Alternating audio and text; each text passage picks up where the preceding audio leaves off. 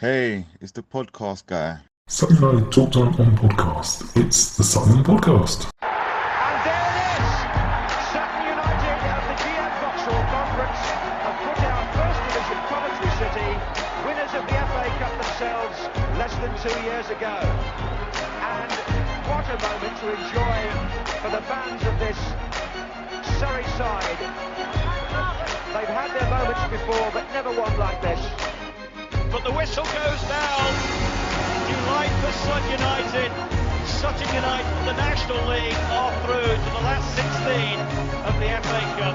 No longer English football's perennial non-league club.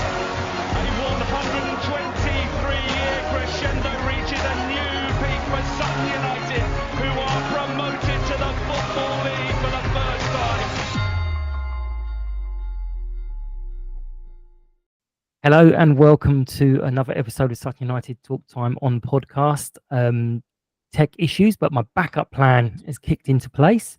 We're in association with Lucky Star Gin as always, but not without the logos behind them. And I'm Mike, and we have Paul and Alex joining us. In this episode, we are going to talk and drag out a goalless draw with Yeovil and look forward to Woking. Yeah, there's been various issues this evening, so bear with. We do love hearing from you, so please put the engagements and shares and likes. And Alex, thank you as always. You don't need to tell me that it's different to last time because I know it's different already. But yeah, do enjoy them. Thank you very much, everyone who does it. We're going to jump in. Alex, gift guy, how are you? Very well, thanks, Mike. I've recovered from the thrill of yesterday evening. Yeah, I mean it was good, yeah.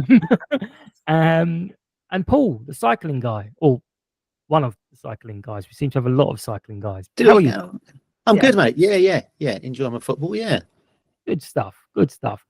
Well, supposed to be a jingle at this point with the knowing me, knowing you. So I mean, I can sing if you want, or yeah, or I'll probably just slide it in afterwards.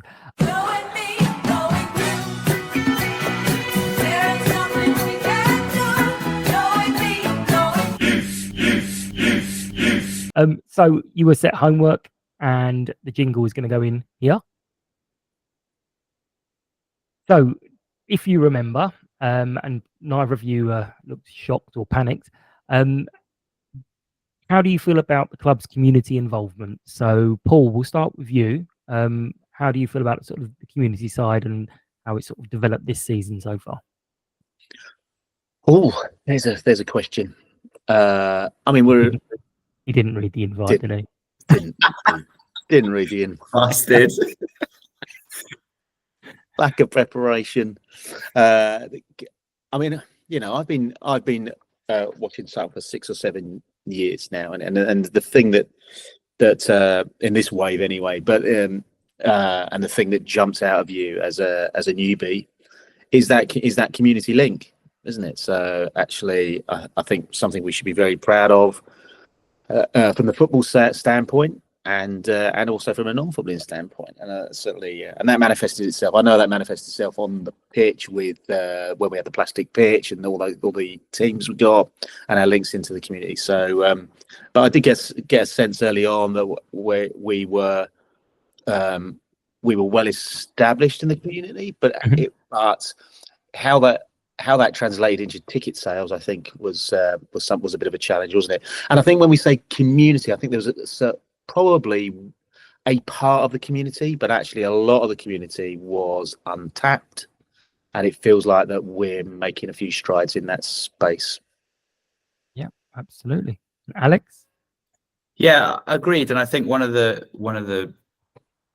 bits of evidence that they are trying to make strides in that area is the promotion of things we're doing within the community. And I know it's been a topic this season so far about the sort of new social media and marketing and advertising takeover of the club. And you can see, I mean, I've seen on Instagram already, I think that some of the players did a local hospital visit and they went to a local bowls club recently, and I'm not saying stuff like that didn't happen before, but I think you can see that they're putting it out there a bit more this year. And then, I mean, I don't know if I thought about this as well in the context of the question. I don't know if you want to touch on it now, Mike, but Paul Brunson's initiative that he started on Saturday, which I appreciate is, someone external coming in rather than necessarily the club itself in the community. But it was 100.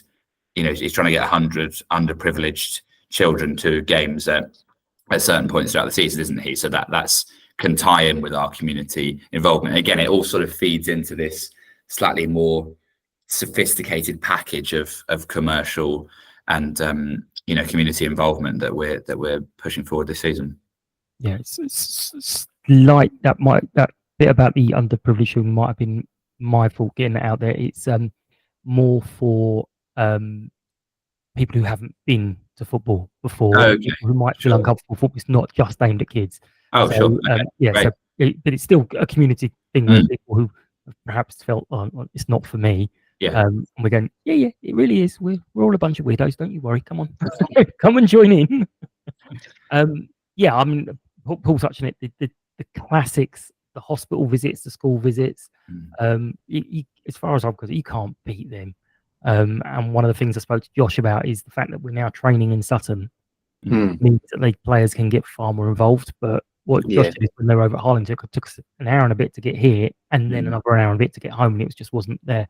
But they've already done so much more now, and obviously the foundation work. And Harry is just on the show. I mean, he did come on and talk about it, and did talk about hanging around like these areas of shops and talking to lots of kids. And I was like, maybe we should reframe this, Harry. I don't know if that's the best way to do it, but yeah, no, it's awesome, and I love seeing the bits and pieces out there, and the change from when I supported Sutton years back to now. You generally can't go a day walking up and down the high street without seeing some sort of Sutton paraphernalia, which is great. And we've done a lot of tapping into the Hong Kong community, haven't we? I know that from there. So I've had a kick about the onside soccer team on a Friday night, and they've got links with Hong Kongers in the area. So I know we're doing a lot in that space, and I think that's the kind of thing that's probably newer, isn't it? Different communities within the community. Yeah, definitely. Sutton is a bizarrely popular place for Hong Kongers. We watched a video at work because we deal with people moving in, and we try to work out why they were coming to Sutton, and they're showing the high street, all the supermarkets together, all this, and we're like, it's just a high street, and then you forget other people don't have it the same as what we are used to. They've heard about our cocktail bar. They've heard about the Abomination Bar, the Abomination Bar. I'm begging Claire to call it the Abomination Bar, but I'm not sure she will. I haven't done any of the news or anything. It's been mad busy at work today, so I haven't heard anything come out in the last couple of days. But what did you think going into last night? Alex, you're first on this one. What were your thoughts on the lineup, and with good form coming into it, what was your expectations of the match? Well, my pre-match started well because I enjoyed a £3.50 pint in the fan zone. So it's a good initiative for a Tuesday evening just to do it. I know they do the happy hour on Saturdays and afterwards if we win, but to try and encourage people before and after on a Tuesday evening that was all right yesterday temperature-wise, but will become colder. So I thought it was a really good shout to do that. So we enjoyed that. I was pleased to see Tyler back in the starting lineup because I like him as a player. I don't love him as a right wing back, which is where he played in the first half. And I'm sure we'll come on to, I thought, through no fault of his own, really, because he's a centre back being asked to play there. He sort of looked like he didn't really know what he was doing. Who else do we have in? Yeah, I think you're always going to get a couple of changes given the Saturday, Tuesday turnaround.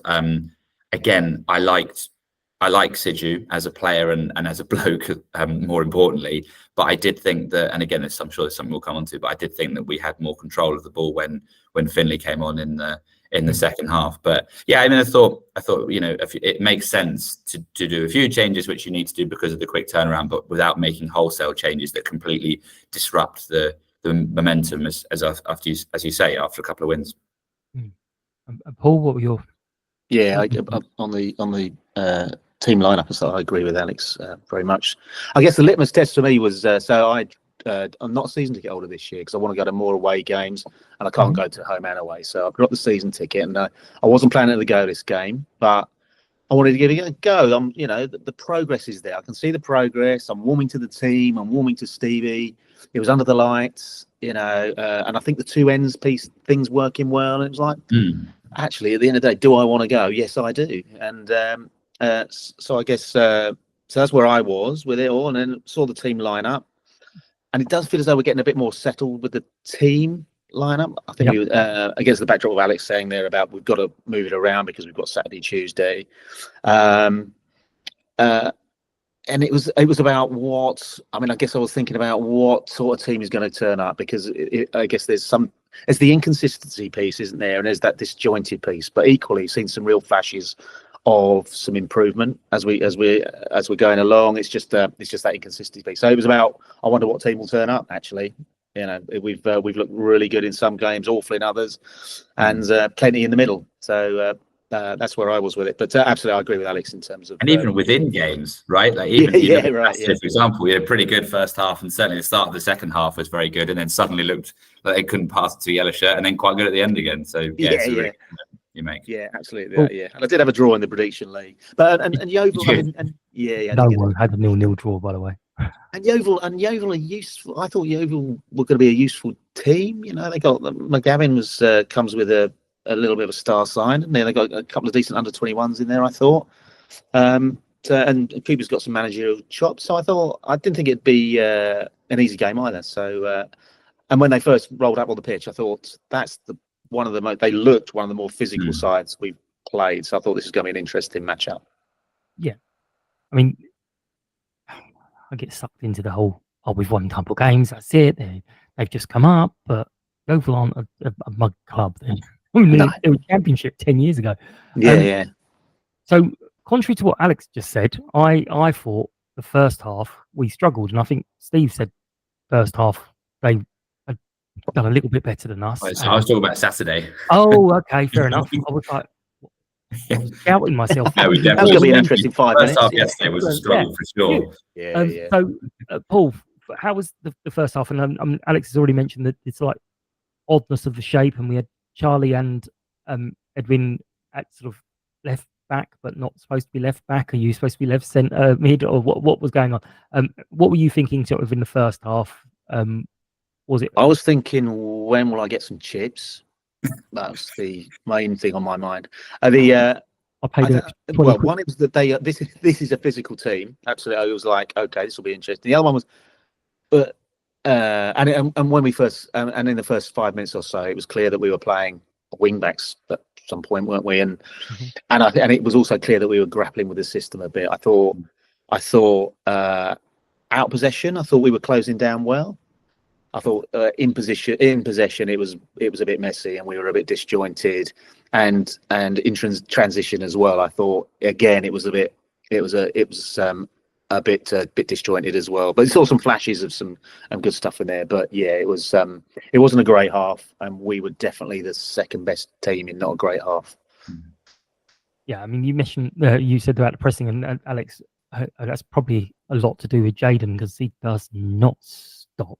And with him pressing, everyone else kind of, oh, for God's sake. And nor does Will, and nor does Ashley. To be fair, they're really good at that. I think in the context of discussion about shape, my dad and I were chatting about it during the game, and I quite like the fullbacks on the left hand side, because I think Charlie and Vaz aren't the best one-on-one defenders. So by playing one of them left centre back and one of them sort of left wing back, you give them the security of each other in a way. The trouble is, I can't remember his name, but their right back I thought had a really good game. Yeah. Looked one of their strongest players, and therefore with Tyler as the right wing back on the other side, it was clear that we were going to go and try and attack predominantly down the left, and then you come up against their best player, and I thought we were a bit stuck moving the ball, as Paul alluded to, with Sidhu playing rather than Finley. And again, as I touched on earlier, when Finley came on, I thought we started to move the ball a bit better. But it was, I think we were just a bit unlucky, because not many teams have their right back as one of their best players, right? But I thought that Yeovil did, so I thought we were a little bit unlucky in that sense. Hang on, didn't we lose South? Didn't Southend score a great? Oh yeah, he's not a right back though. He should play. He's got about 8 in 10 games, isn't he? Okay, so we got half time 0-0. I was talking to a couple of people, and it's not the most exciting game, but you can't win every single game. You've got to grind out. And I do genuinely believe this team need performances like this, games like Saturday, to kind of learn and see how they get on together and fight through things. But second half, you mentioned Finley, but Josh came on as well, and it did look very different at that point. So, Alex, how were you kind of I mean, I can't remember when they came on, but it wasn't straight away, but it was quite early. It was early, wasn't it? Yeah, it wasn't at half time, but it was early. Josh is such a funny one this season because, I went to Southend away springs to mind. So I went to that one and I thought Josh had a pretty poor first half, to be honest, but certainly by his standards. And he took his goal brilliantly. My point being that I've seen him play a lot worse than he did yesterday and get rewards for it. I thought, actually played pretty well yesterday. Mm-hmm. One of his better halves this season. And obviously had that shot that the keeper tipped onto the post, but he's a bit unlucky to not get more of a reward for it. But you're right, him coming on as a kind of injection of pace and drive and running at the opponents, I thought worked well. Yeah, and again, Finley, and he as Steve did say, it's just because of the Saturday, Tuesday. We're trying to keep everyone fit and straight and everything. He's going to get better and better. I really think that he's one of the ones, particularly because he's young, the more he plays, the more because at the start, he clearly looks good on the ball. He's got good technique, but he was giving it away a bit. And because of where he plays, i.e. the sort of deeper lying midfielder, he was giving the ball away in some bad positions. But he looked good last night, I thought. And I think he's just going to keep improving, which is very pleasing. Yeah. He is. I mean, everyone likes Suji, but then you've got Lewis and Finley, and you're like, how many games are you going to squeeze into here? But did you think, Alex, that we were the more likely side to get something in the second half? Yes, I think I did, just partly because Yeovil's end product was so awful. I was genuinely, I thought they moved the ball around quite nicely at points at the back, and they spread the play quite well. And the wingers got into some decent positions. A couple of times, I mentioned earlier about Charlie's one-on-one defending. When Vaz went off and he was a little bit more exposed as we were going for it a bit more, he got caught one-on-one with their winger. And I was thinking, we could be in trouble here. And then how many balls did we lose last night over that end? They were smashed from left, right, and centre. Must have gone in the car park. Oh, yeah, true. Hopefully we kept them. Otherwise, it's 20 quid each time, isn't it? But I thought, so in answer to your question, yes, but marginally. I thought Lewis didn't have his best game. Partly is because, we're used to seeing him at such lofty standards that as soon as he comes down a bit, it's quite obvious because he's, you can't fault him for trying. He's still trying to get involved. And obviously he takes all the free kicks and corners and all that, but didn't think he had his best game last night, which is one of the reasons why we didn't look necessarily like we were going to score. But I thought, when you look at the chances we had and the chances they had, it was marginally in our favour. So yeah, a bit, but equally there's part of me that thinks they could both still be playing now. It'd still be 0-0. And what is about yourself, Paul? How did you feel second half with the subs coming on, the slight change of shape? And yeah, I mean, it changed, didn't it? I thought it added some real impact. And then I thought, there was only one side I felt that was gonna win it, they were awful up front, weren't they? They gave Yeovil, that is, they gave nothing, did they? I mean, it was. I haven't seen a team so ineffectual like that up front for a long time. So they were never going to score. Last season, but it felt like in possession and the transition piece was sharp, and it just felt like that bit's improving all the time. That they know what the game plan is. They know where they're passing to. They know where that person is meant to be, who they're passing to. It just feels as though they're all starting to just click a little bit. And Coley's just full of confidence, isn't he? And he'll run with the ball and at pace and have a crack when he sees an opportunity. It was a great shot with his right boot when it just, I think it was curling in, wasn't it? It was a good save. Probably worth, I guess the first half, worth highlighting old Simper's free kick. I thought that was a cracking free kick from Simper. He was really unlucky to, in an age when we see 9 out of 10 hit the wall. It was actually to get that up and under. And I was on the in the corner there, so I had a great view of it. And he was really unlucky there. But second half I thought, and last 10 minutes, maybe I've got my amber goggles for the last 10 minutes, maybe because it was. I thought we were all over them, but I think it was probably that last 10 minutes where. And it was great, wasn't it? They were shooting down our side. It felt like we added, as fans, we were really adding some value in that, and they were buoyed by it. We were unlucky at the end. Well, the keeper dropped it, didn't he? At one point, I thought we might have had a sniff. He was. There was one where I put out the video I had of it. It's literally come across and smacked one of our players right in the face and just didn't go in. It's like another time that would have been just straight in. one clip I didn't put out, and I won't, was I did take a video of Lewis's free kick in the last few minutes. I said it to him. I said, "Here, someone might as well have this before I delete it." Going on my stuff, mate. He was grateful. He was like, "I wish I'd never seen that again." I was like, "You're the only one." And also you mentioned the crowd, the noise.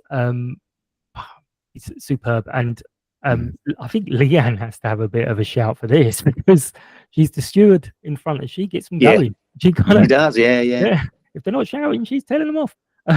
So yeah, big props there. But yeah, it was good. And I thought it wasn't the end of the world, 0-0. Yes, obviously I wanted to win it. It wasn't the most exciting game. It wasn't the most boring 0-0 we've ever been. No, not at all. Yeah. No, Salford probably was that. You remember the one where they had to do the kickoff 3 times? That was the most exciting thing that happened in the entire match. That was grim. That was a dull game of football. But Paul, we'll stick with you. What were your thoughts? What does the result mean overall? It's kept us ticking over. It's the first 0-0 under Morrison. And we are 9th now. Yeah. So management speak. The positives, I guess, were the positives we'll take from that. It was definitely a clean sheet. It was great, wasn't it? That's as I say, it wasn't. It didn't feel as though it was the strongest strike line we were up against, but and Jeff definitely, just to reiterate, I definitely saw flashes of us knowing what our game plan is, knowing what we want to do, and it's been mentioned before, isn't it? These are young lads, and they're going to make mistakes. And so we're going to see, we're inevitably going to see that, especially as if we're playing new systems or trying new things out. So, but I was encouraged. There was a lot of encouragement there, and over the 11 games, I think I've seen 6 of those games live. And if you want to tell you, I think you can pick some really good stuff there, and feel as though if it's a 3, Steve's on a 3-year contract, and if you think of that as a 3-year project, if you like, it feels like that we're in a really good place. And 9th, I wouldn't be surprised if we end up 9th at the end of the season. Feels like we're a 9th kind of team at the moment. And I think that would be a good first year under his tenure. Yeah, I'd quite like a little go at the playoffs. Yeah, it'd be nice, wouldn't it? Wouldn't we all? Yeah, just a little kind of we're in and around there, and then if we tail off, oh well, never mind. But Alex, what were your thoughts, sort of the overall picture? Where does it leave us? Has it told us anything? Yeah, I think it doesn't mean that much, actually, yesterday's result. Sorry, it was probably not helpful for the purposes of a podcast, but I think actually the stuff that I took from it was away from the match itself. I think a word, we've touched on it, but a real word for the fans behind the goal in particular, because we've seen them do it at away games and in the home games this season in that new position we've got. First time I'd been down on a Tuesday evening this season, and I was sort of wondering, it's getting a bit colder, a bit darker, will it be a bit quieter? Absolutely not. It's just the same as it was on a Saturday, and that has not always been the case when we've had Saturday Tuesdays before. So that was great. The fact that it is the first 0-0 of Steve's tenure, I think is a good thing, because it means that whatever happens this season, I completely agree with Paul that ninth sort of feels about right based on what we've seen so far. But I don't think it's going to be boring. I don't think we're going to have a lot of these kind of evenings where we're, struggling for things to talk about or things to dissect from the match. But I think whatever happens, it will be, you're starting to see these flashes of how they want to play. And completely, as Paul said, the nature of that is that they're going to make mistakes. But I don't think we're going to sit there or stand there bored for a lot of the season. And there were times last season when, particularly with the transition between the managers, and became maybe not bored because we were all stressed about relegation, but it was not inspiring football to watch at all, was it? And whatever happens now, I think it will be certainly more in that regard. So that's the main positive for me, I think. Yeah, I think we're definitely going to get known as a bit of an attacking side, and again, you might lose a 4-3, you might win a 4-3, but people will come and watch it because rather that than 0-1 and 1-0. Yeah, but they'll watch it because it's exciting. One more thing I did notice. Sorry, just going back to the pitch actually, was when's Jacko back? Because I think with that's what we need. That was the area on the pitch that with French playing their part, mostly due to lack of options, I'm sure. Do we know when he's back? Because if not, I would like to see Coley start right wing back if we're going to do back roles. Think we've got the young fella from Ipswich. who's more likely. Oh, is it the lad who's in the squad last night? Yeah. Yes. Okay. Yeah. Good. So, if he's a natural right wing back. Yeah. But there was something wrong with Jack's. I think Steve said his retina or something. Yeah, So bruised retina. He went off with a clash of heads at Southend. Yeah. So I sort of thought, it'd be, you'll have to do the concussion stuff. He'll be back, but it's been a couple of weeks now. Yeah, no, it's something to do with his eye. Right. So Steve was saying he can still do a lot of running and keep him fit that way, but he can't see. Yeah, can't do any contact. So, but Okay. yeah, it'll be a couple of weeks, and then as I say, we've got this other young guy from Ipswich, and he should link up nicely with Finley because they were in the same academy team. So, but there was, there was really generally one comment that I wanted to talk about, and I already kind of made the point. Basically, a couple of people said it's really poor. We should be beating sides like this, and I'm just wondering, when did Sutton United become so big time that we should be beating sides like this? That's what people have said about us for years. Exactly. And how much did we enjoy it when it happened? Don't give teams ammunition. But Alex, you've basically answered it. But what do you think about that? Did you think it was overly poor? Well, it was an exciting game, but did you think it was overly poor? No, I don't think it was overly poor. I thought it was quite relatively poor from both teams, but I thought they were a bit more poor than we were, which is not very good English, but you know what I mean. Yeah. I think also the nature of the National League, as we've already seen from some wacky results this season, everyone can beat everyone. There is no, unless we, as we start to get towards the end of the season, you've obviously got team at the top and team at the bottom, fine. But at this point, I don't think there's much so-and-so should beat so-and-so at all, to be honest. I think, what are we, 11 games in? People are still, there's so much squad changeover in every team. I know that we've had a lot in particular, but most squads will have undergone quite a lot of comings and goings. So we're too early for so-and-so should beat so-and-so. It's anyone's game at the moment. I think I did look at this a couple of weeks ago, and I think 7 or 8 is the lowest change around for anyone. Yeah. But Paul, what do you think about sides that we should be beating? I'm sure there wasn't much thought behind what they were saying, but what's the definition of that? Are you defining it by budget? Are you defining it by legacy or history, or I don't know, but whatever way you look at it. Shirt colour. Yeah. We spent 124 years in the National League, so I don't know why we're suddenly Billy Big Balls. Well, like I said, it gives ammunition, and I'm like, I don't think we should do this. But it is just entirely results based. A lot of it, and I was talking to it's Anthony Fenton and saying I can't understand why we're getting grief for this, and I was like, it's because we win or lose matches. That is literally how it's going to go. If we win, you're the best in the world. If we lose, we're awful. And it can't be like that. There have been performances you've watched. How did we lose that game? We were brilliant. Or how did we win that game? I didn't think we were that good against Altrincham, and we were 4-0 up at half time. I'm like, what have I missed? How's this happened? National League. Yeah, exactly. Yeah, and it's the noisy, angry minority on socials, isn't it? If you surveyed the crowd, it'll be that wouldn't be the view of the majority, would it? Yeah, I thought the atmosphere was pretty good yesterday. Yeah, I thought it was as well. Yeah. And again, I can't keep saying it because I know them and they recognise me. But well done to the young uns behind the goal for getting it going. So Definitely. Stop that now. That's going to be the last time this season I say that, I hope. No, not really. Right, so normally I would have a little finish off of that game with another jingle, the good, the bad, and the funny. So let's pretend you've heard the jingle here.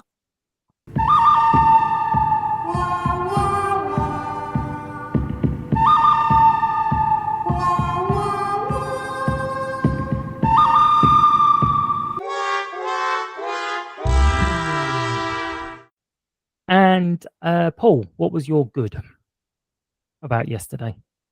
The whole match experience. The whole match experience. Yeah, the good.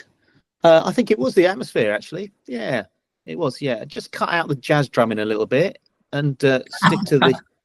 You're gonna have to explain that, unless that's your bad. It was a little bit of a pet peeve. Don't get me wrong, I'm not anti-drum at all, and I thought the lads did a cracking job. The atmosphere was great, and I welcome a drum. But I see it, and I get dragged to the Arsenal, unfortunately, with my sons, and we get a ticket now and again, and they do it there as well. Someone's got a drum there, and they're obviously very excited about being the drummer.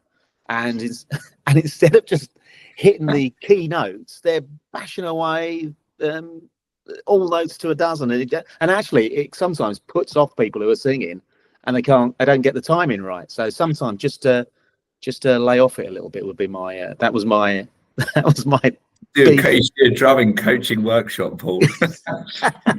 yeah. You know what?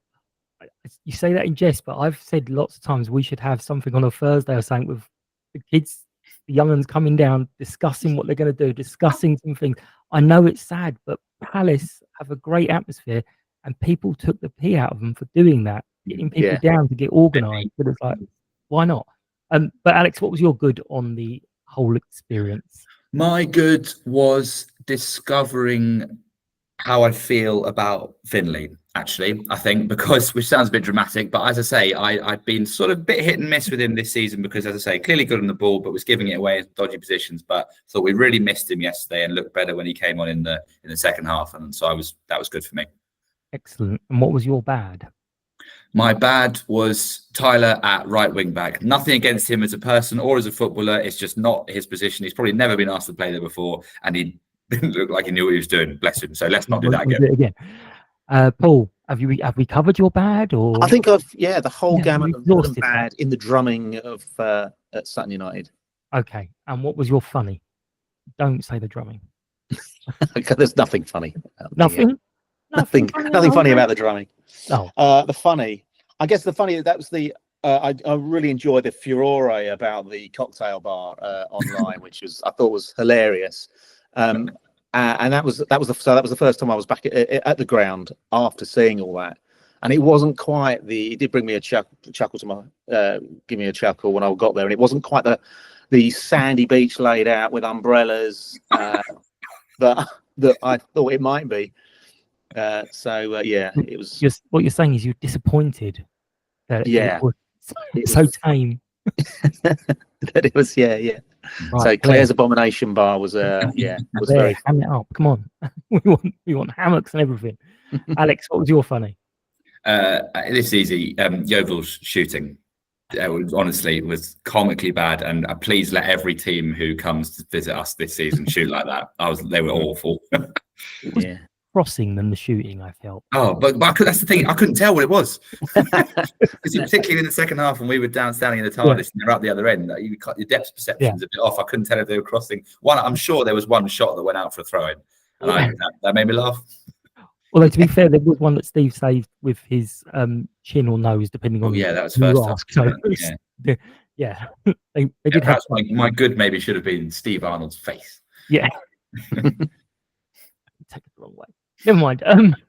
So this is where I would normally put in the free Q preview. There has been recording problems, so I may well manage to do it, in which case please meet Charlie, who's going to talk us through the Woking preview. If not, you guys, what he basically was saying is they've been very disjointed, and they're sort of leading on from last season. Their players have kind of blown hot and cold, and they haven't seen the best of them together. So one or two might have a good game, but no one's else having a good game. All sounds quite familiar, to be fair. But I mean, how do you see the game going? I mean, I think we're only a point above them. So, Alex, how do you see the game going, and what are you hoping for? Yeah, I had a little look just in advance of this, and we've basically got an identical record to them, save for we've drawn one more and they've lost, so that's the extra point. But we're +2 goal difference, they're -2. So it does sound, from what you're just saying there as well, Mike, very similar. I think I might say this when I'm on a lot this season, but as I've alluded to, National League's hard to call. I think it should be a good away following, because obviously it's not far. Saturday afternoon, weather's meant to be all right, I think. So should be a decent crowd from Sutton going, which will help. And I think if we bring, as I said, Finley back in, if we bring a right wing back playing a right wing back, and don't make too many more changes than that, hopefully the legs are all okay and there aren't any knocks or anything, then I think we should be in a good position to try and get something from the game, because they haven't started off to fly or anything, so they are beatable. But then I think to an extent, so are we, because of the nature of the team finding their feet and everything. So Who knows? Who 4-0 knows? Sutton. Paul, what are you sort of feeling about the game? And We should really be beating sides like this. the likes of The only insight I had was what you just described there from the Woking guy himself, and that sounds, as Alex said, very similar to us, and two teams who are probably just finding their way a little bit and just looking for a bit more consistency. But I think that's 3 games undefeated, isn't it? So the guys' tails have got to be up. They're playing, as we've said before, they're playing some good stuff in patches, and they've got a lot to take away. Just come away with a clean sheet. So I think the guys' tails will be up. What would we take from it? I think we'd be disappointed if we lost, wouldn't we? It feels like the way we're playing at the moment, and that we should get something from it. They've only won 1 of their last 6. I mean, what does it all mean in the context of national Yeah. But you don't want a cracking run or anything. Yeah, I mean, I don't know what their budget is. I mean, it's usually an insight, isn't it? I'm always clouded by the 80s and 90s Woking team, who were always quite big, weren't they? So I don't know what they're like now. Well, they have got Charlie Kendall, they've got Okay. Dion Moore, and they've got H. Of course. All of them will be kind of fairly keen to show us what they can do. H in particular. But I don't know, have they all been playing? Charlie had a good game the other day, I think, is what the guys said. Can't remember. But I mean, I'm obviously going to go with 2-1.